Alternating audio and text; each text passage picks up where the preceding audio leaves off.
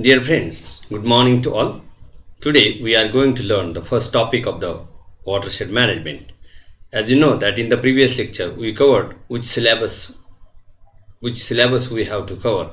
Accordingly, we are going to learn the first topic and which points are there in the first topic we have to see.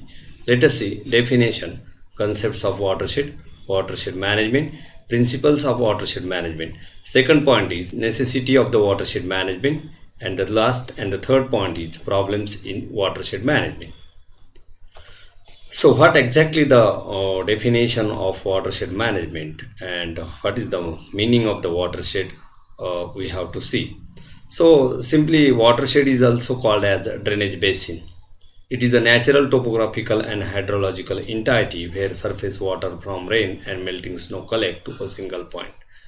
As you know that everywhere or every year there is a rainfall and precipitation throughout the part of the world, but it get collect somewhere and it get drain somewhere. Suppose if we consider any natural basin, drainage basin, in the catchment area there is a occurrence of the rainfall or the precipitation, and then according to the slope of the physical area, the water flows from high part to the lower part, and automatically or obviously the last point or the collect point is the single point, and that single point meets somewhere to the seas, oceans or rivers or lakes.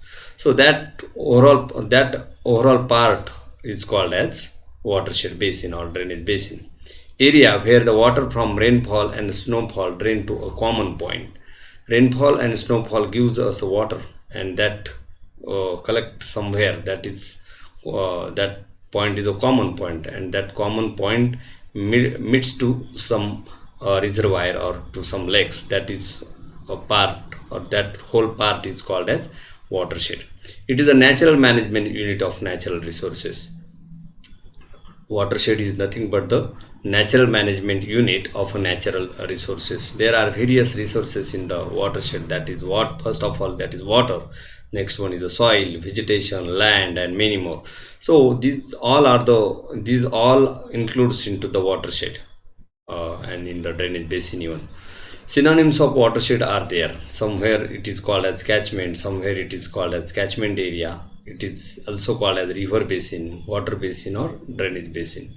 The outlet may be another water body, such as a big river, lake, reservoir, estuary, wetland, sea, or ocean.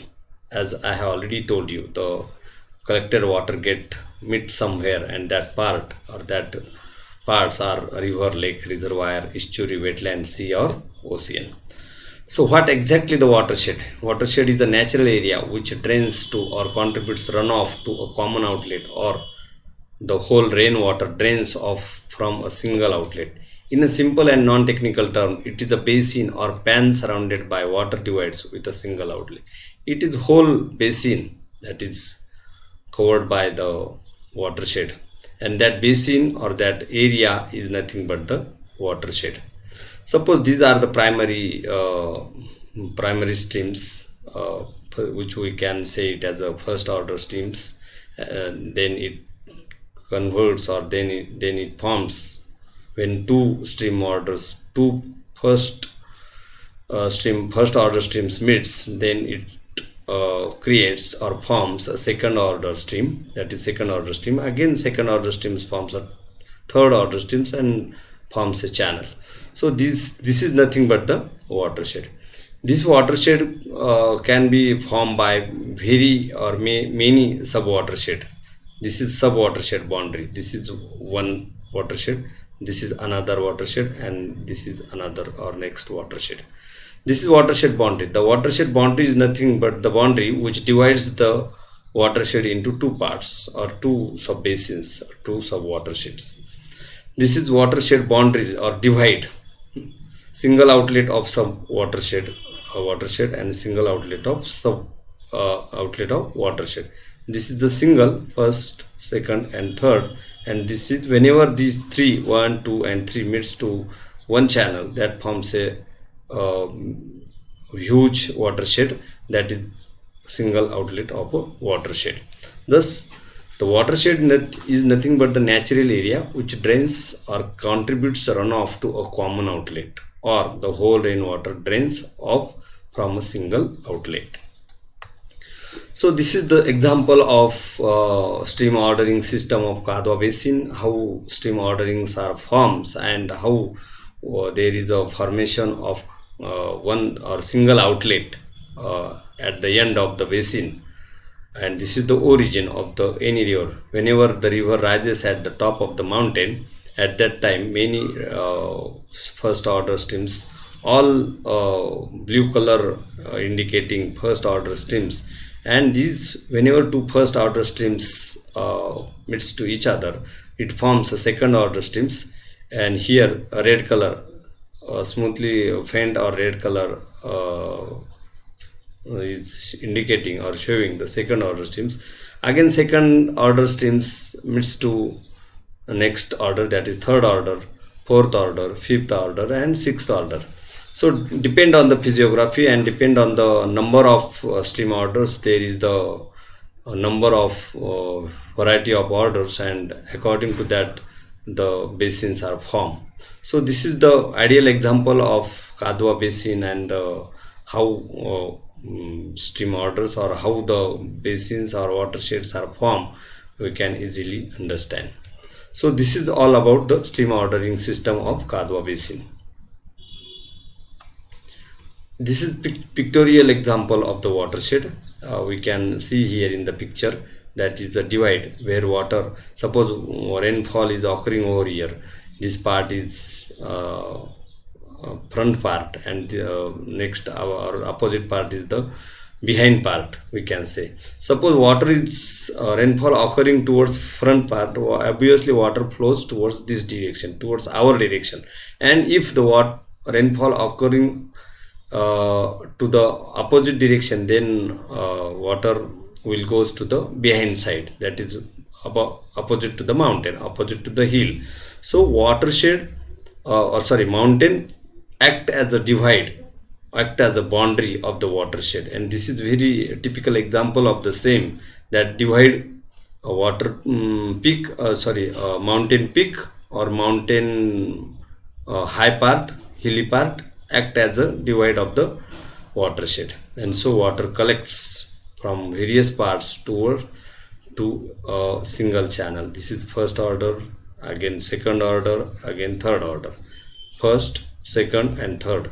Thus there are various first order, second order and third order streams meeting to each other, and then it forms a single channel, and which drains into somewhere, drains into another river, or into seas, oceans or lakes or any reservoir. So this is all about the watershed, and this is the pictorial example of the watershed. What exactly the concept of watershed? For a systematic sustainable development of watershed, its proper management is important.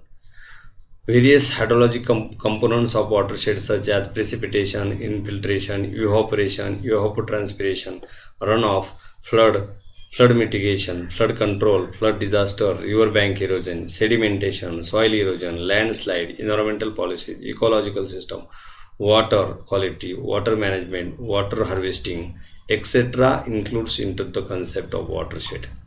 This is actually a very broad concept, and which includes many aspects, and so watershed is a broad concept.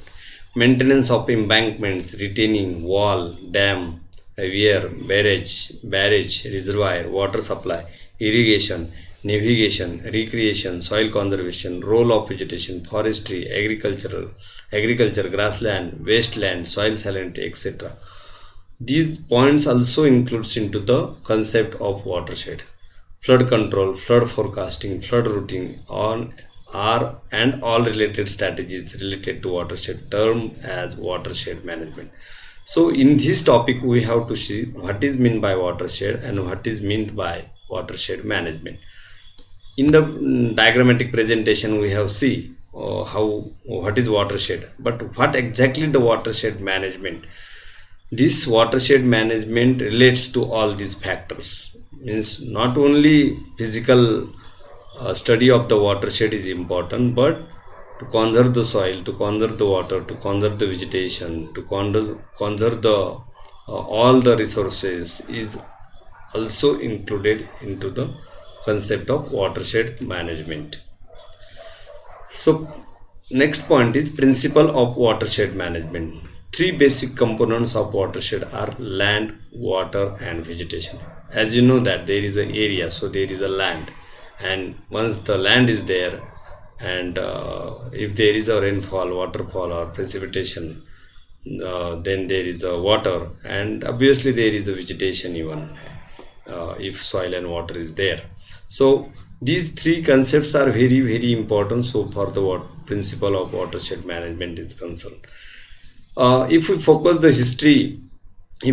light on the history of the watershed management in India, we come to know that whenever we are in the dependence, means we are not independent up to the 1947. Up to that period, there were only awareness about the soil conservation, but afterwards, means after independence, we are aware about the watershed management.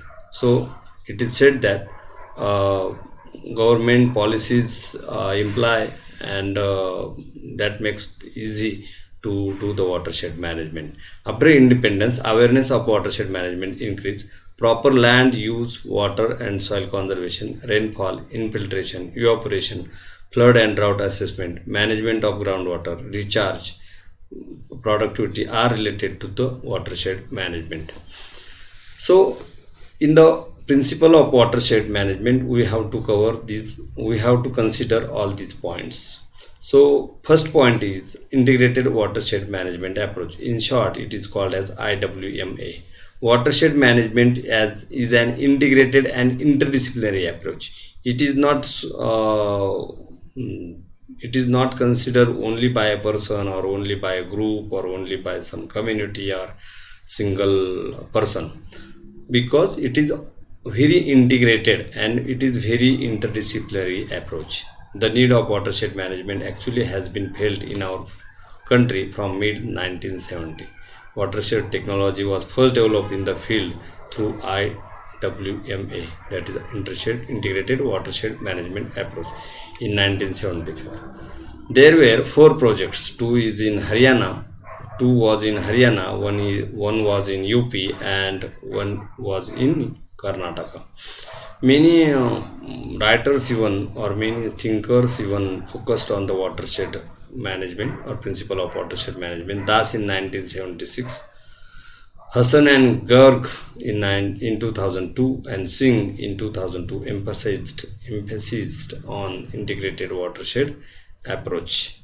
So this is the main principle of the watershed management, that is IWMA.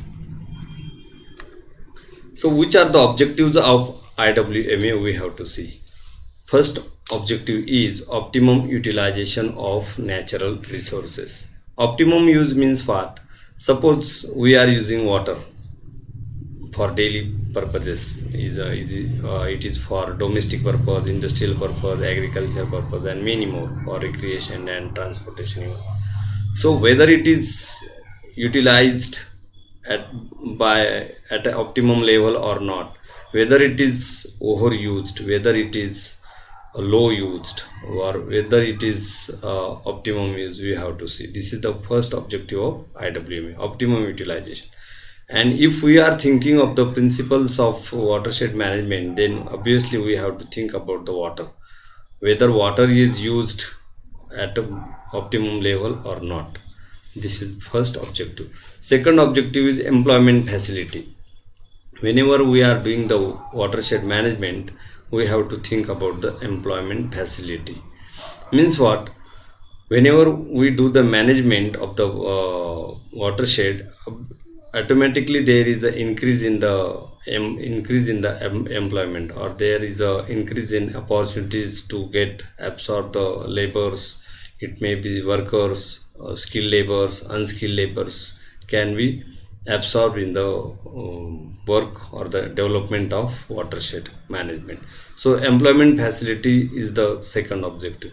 Next one is generation of manpower. Means what?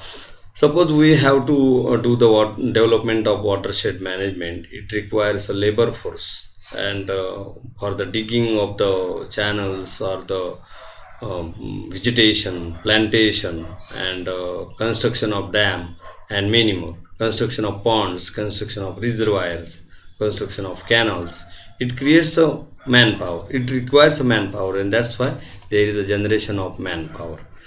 Social stability and adaptability should be there. Social stability means what? Suppose we are going to start the watershed management, but if there is no stability, means rehabilitation is more, and the people are not ready to give the land for the development of the watershed.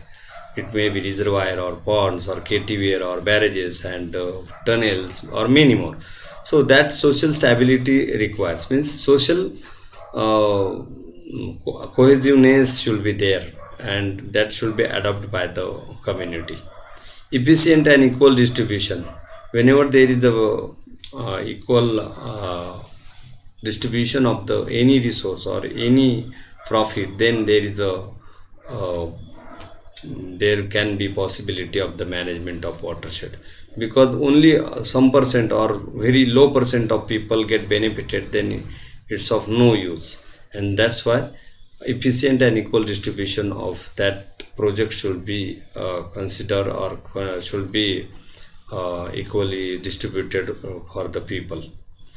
Community living standard is also another objective of the IWMA. Community living standard automatically raised whenever there is a watershed management. Unity, integrity, and harmony. Not only the bureaucrats and not only the many officials or office bearers should get benefited, but there should be a harmony among the society and the people who are working on the watershed management.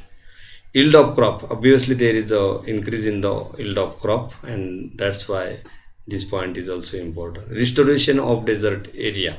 As you know that whenever there is a water in the watershed management, and whatever the wasteland or the whatever the land which is not under the crop cultivation, then automatically due to the help of water or by using the water, we can use the restoration of desert area or wasteland.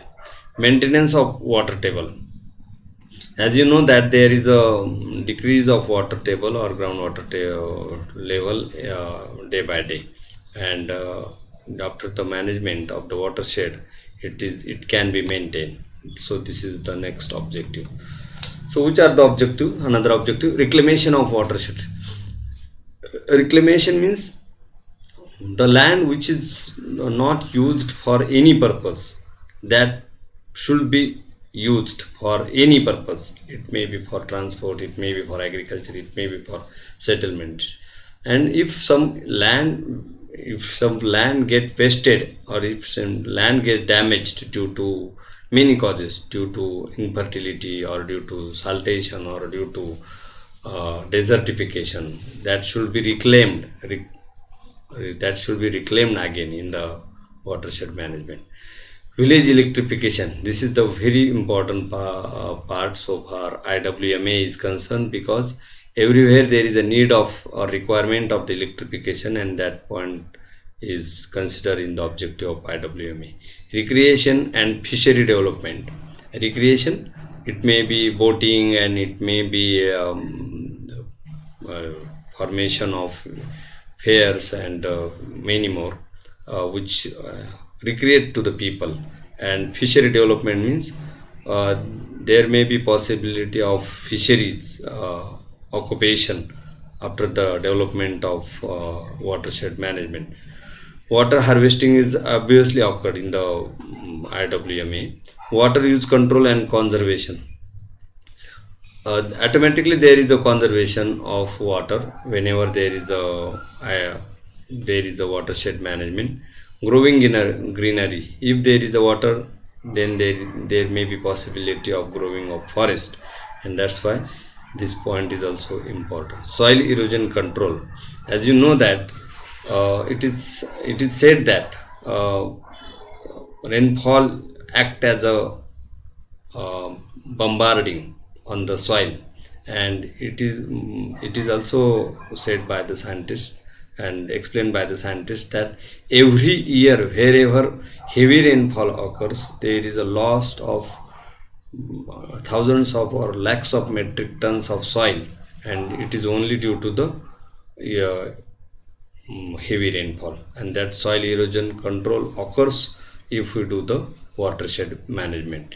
And overall development means whenever there is a watershed management, obviously or automatically there will be a overall development. It may be in the field of agriculture, it may be in the field of health, it may be in the field of economic, or it may be in the field of